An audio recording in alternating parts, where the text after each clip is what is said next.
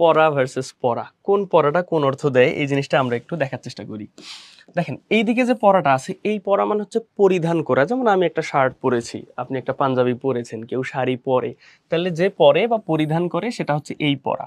এর বাইরে যতগুলা পরা আছে সব হচ্ছে এই পরা।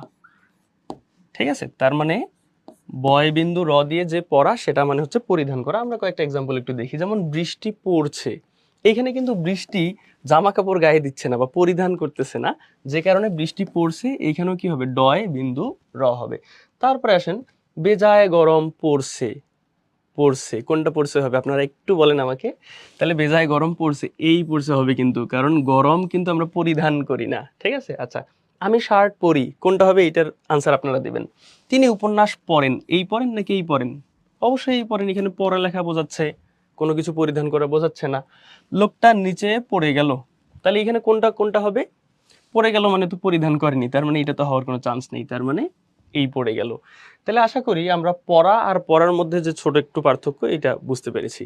এরকম ছোট ছোট বিষয়গুলো নিয়ে আমরা আরো আলোচনা করব, আশা করি আপনারা সাথে থাকবেন। ধন্যবাদ সবাইকে। আসসালামু আলাইকুম।